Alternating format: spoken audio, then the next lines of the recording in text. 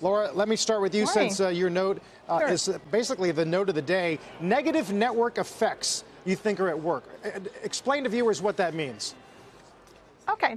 So there's certain fundamental downsides at Facebook right now. Headline risk from like New Zealand over the weekend, more regulatory risk that you just alluded to, and also we have risk in their strategic pivot, which has caused 2 of their top 5 people at Facebook to leave last week.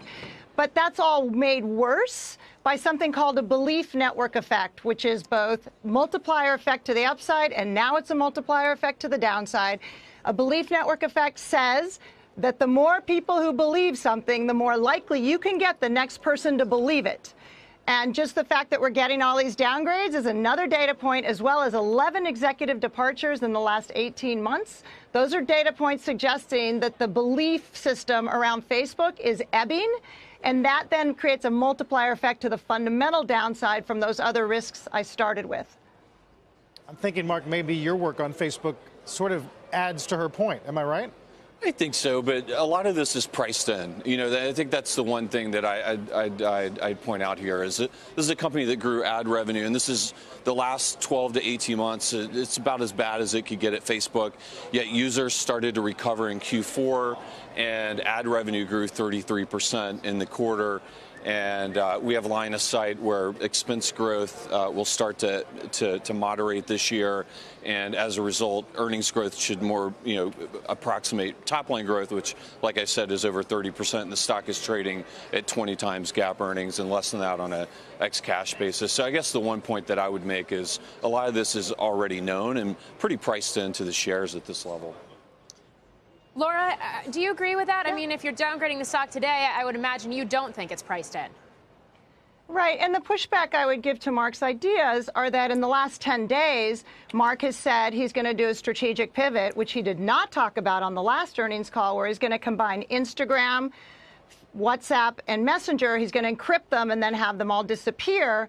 And that feels like a strategic pivot that actually drove the 2 people, very senior people, out of the firm last week, saying it's going to be a multi-year challenge to reorient the business in this direction, which means to me that the next time we get an earnings call, I think the CFO is going to tell us cost growth is going to be worse than we thought, and the subsequent year is also going to be taxed by these extra expenses in the strategic downgrade. So I don't think any of that is in the stock.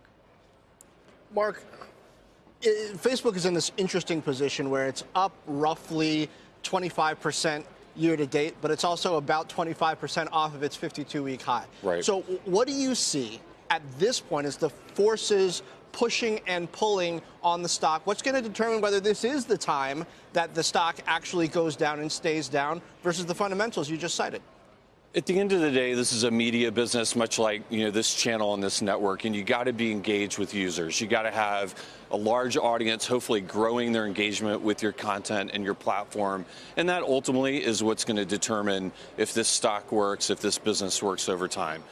One encouraging thing is even the Big Blue app, the core Facebook app, has started to see a bit of a recovery in users and even a little bit on engagement. On top of that, you have Instagram, which continues to grow like a weed.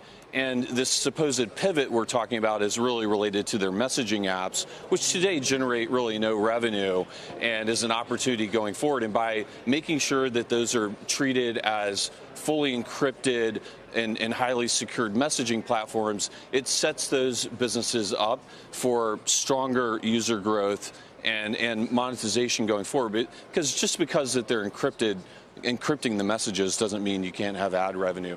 So I think what will determine it is if users keep, spending time on the family of apps that are owned by Facebook, the company will do well. If not, then we're going to have some issues. Although you say it doesn't mean you can't have ad revenue, but isn't the argument that you might not have as much ad revenue as you would on newsfeed?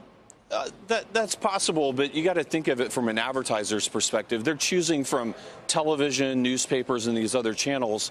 Regardless if the data advantage is diminished somewhat, there's still a data advantage. And I think that you can target, you can do audience segmentation better on these platforms, even in a more data-protected, limited way than you can on almost every other media channel that's out there. Laura, I want to shift gears for a minute to another company that you cover, and that's Alphabet. Carl just alluded to that tweet we had from President Trump over the weekend, which came on the heels of very pointed criticism from the top general here in the U.S. about Google and its role in China and in indirectly, or maybe not so indirectly, aiding the military. What do investors need to know about this scenario as it unfolds right now? Well, I think investors agree with Trump to the extent that we think that this company needs to be more transparent about what it does. I agree with regulators that I think Google should be broken up. It's one ugly conglomerate, and I think investors would prefer to invest in pure plays at Google. And I think they should be really cautious of China because I think there's a lot of downside risk for the American economy working with China. Now, recall that their software engineers went on strike, refusing to have their products offered in China, in abidance with Chinese laws. So we do have an internal, measurement there, which is the employees just won't work to help China. So they're on Trump's side in this argument. Laura, you say you agree with regulators that Alphabet should be broken up. That's a pretty strong statement. Does it matter to you who does the breaking up, whether it's the company itself or regulators? Well, I think companies should do it themselves so they can control what gets broken up. I mean, what we're hearing from regulators is that they think any company over $25 billion is too big in revenue, and Google's is $136 billion. So to me, the way you get around that is you break up your own company and you get back under that threshold they've arbitrarily determined is too big. How about you, Mark? Wouldn't you rather decide how much you want to put in autonomy and search and all the various components of the conglomerate? I don't really see the political or regulatory arguments around breaking these companies up as being very strong. So it's something that I kind of dismiss pretty easily.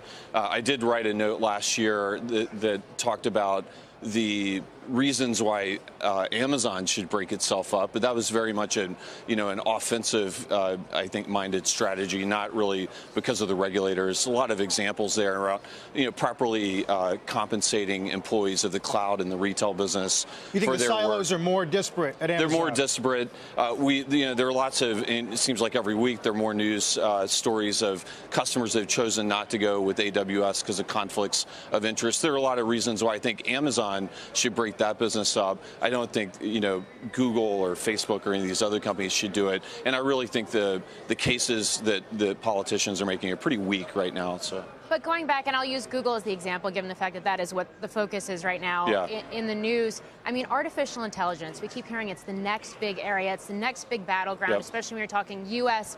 versus China. You have had the Trump administration come out with executive orders on this. Certainly the military is taking a much more aggressive stance on this, a much more vocal stance on this. Some lawmakers putting some proposals out there as well. Does that change the investing dynamic around some of these new technologies? Yeah, I mean, it's a pretty fascinating topic because AWS and Amazon and Google are creating the platforms by which, companies are building AI tools on top of. So they are foundational layers to next generation technologies around artificial intelligence and machine learning. And it is a pretty interesting, thing to think a little bit about is how much do regulators start to get involved in limiting the ability for these companies to sell some of these foundational technologies to our arch nemesis. I don't have a particular opinion on where that should or will go, but it's certainly a pretty interesting debate that seems to be started now. Yeah. One last coda, Laura, on Facebook. Yep. How much of a discount would you want to see before you revisited your rating? I would like to see at least a 20% discount from here, or I'd like to see executive departures stop, because I do think that creates a negative network effect, which is a multiplier effect of value to the downside.